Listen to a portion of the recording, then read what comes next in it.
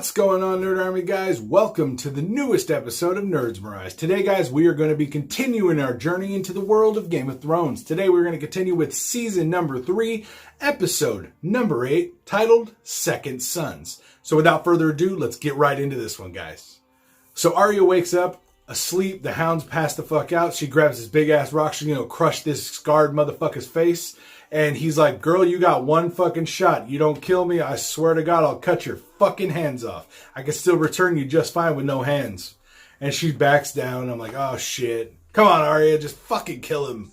Then they're riding horseback and he tells her, I'm taking you to the twins. I'm taking you to Walder Frey's place because there's going to be a wedding. Your uncle's going to be marrying one of Walder Frey's daughters and your mom and brother will be there. So I'm taking you back to your family and they're going to give me a reward for it. So Dany meets with the commanders of the Second Sons, this mercenary group. It's a pretty decent sized army, nowhere near what she has, but they're very dedicated killers that fight for money, okay? So they basically are swords that sell their swords. They sell swords, okay? So Dany meets with them and they're all kind of fucking assholes. The one guy keeps trying to tell Dany to pull her skirt off, let him see her fucking snatch, let him fuck her, see how good she is. And she's doing everything she can to keep a straight face and not try to murder this guy. But she's like, okay, you get 1 barrel of wine. You got 2 days to figure your fucking answer out, bitch. You're going to fight for me. You're going to get killed by my guys. And so they just take off. And again, before he leaves, he's like, let me get at that. Let me smash that pussy for a little bit. And she is just fucking going to kill this son of a bitch. Then she turns to one of her guards and says, you know what? When the fighting starts, Lord Barrington, I need you to kill that motherfucker first. And he's like, done. So Melisandre brings Gendry to Stannis. He looks face to face with his uncle, and he doesn't know what to think. And Stannis is just kind of looking down like in disgust because he's not just a highborn child, he's a horror's son.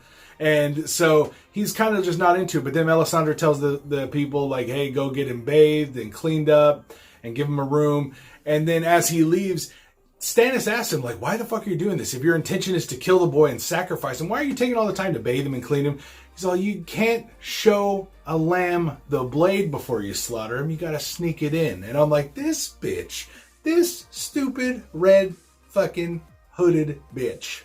So Stannis goes down to the jail, to the cellar where they're keeping Davos, and he's there to release him. He's there to let him go. But he also wants to consult him about should they murder this kid who's Robert's son? Should they murder him for the sake of the blood god or the whatever? I mean, the one true god. But that's the thing. I don't get why he needs his approval. But I think it's more of a moral standpoint in that Davos was his moral compass at the time, whereas Melisandre is just dark. And so he wanted approval for this, but he also tells him you can be free as long as you don't raise another hand towards Lady Melisandre. And he said, that's fine, I won't. That's it. So the 3 Second Son captains are sitting there and they're choosing coins and they're saying, okay, fuck this. We're not going to work for this bitch. We're actually going to say whoever gets this coin is going to have to go murder her in the middle of the night.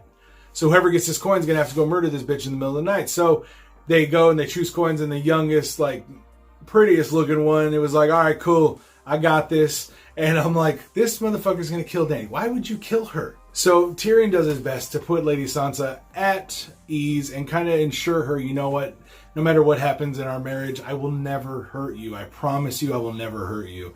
And you don't have to live in fear with me. I'll take care of you. You're going to be under my protection. I will love you.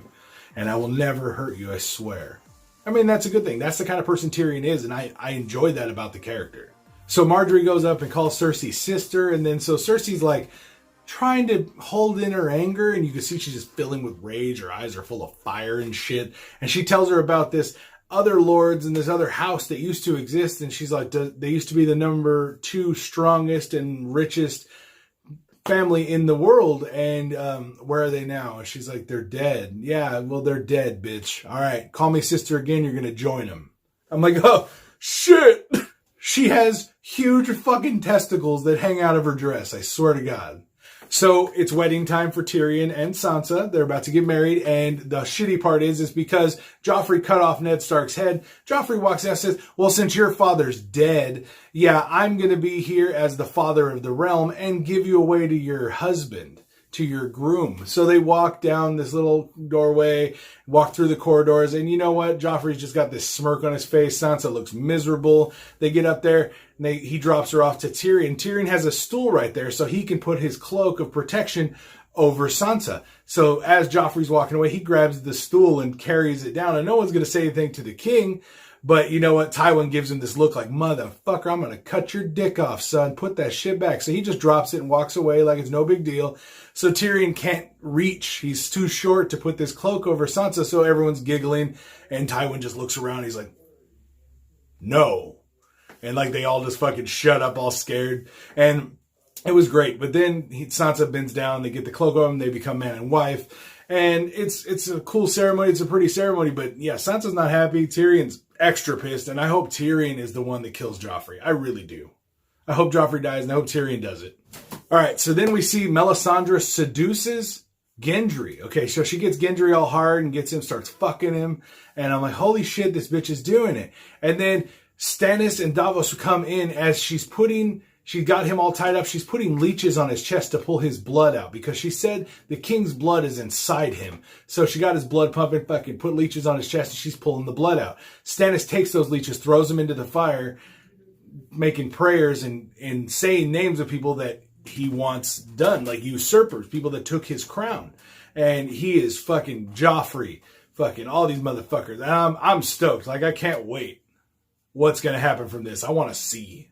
So at the wedding, Sansa and Tyrion are sitting there at the head of the table, and Tyrion's faded. He's getting faded. He's all, if I'm a fucking 14-year-old girl, I gotta be drunk as fuck for it. And so he's getting wasted. He's just being a dick, intentionally getting fucked up just to piss his dad off. And then Joffrey, as Sansa's walking around, Joffrey meets her and he says, you know what?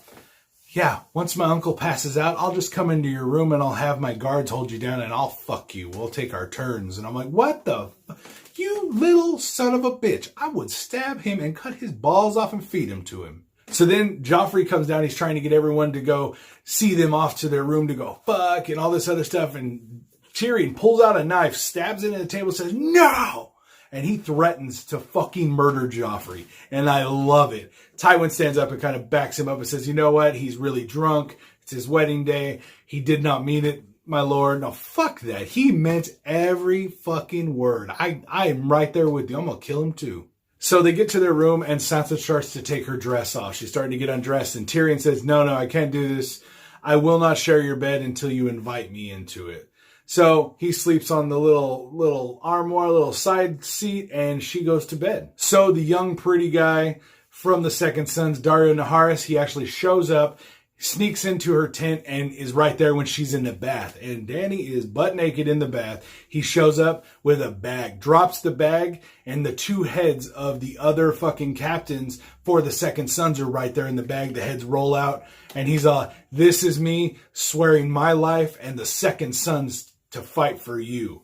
And she's like, fuck yeah, just titties out, just hanging there. Fuck yeah, that's right, bitch. So Shay comes in and wakes up Tyrion and Sansa, and she's pretty excited that she sees that Tyrion slept over here, Sansa slept over here. So she smiles and she knows that Tyrion didn't do anything to her. She didn't have sex. So she's actually kind of excited at the same time. She grabs the sheets and she leaves.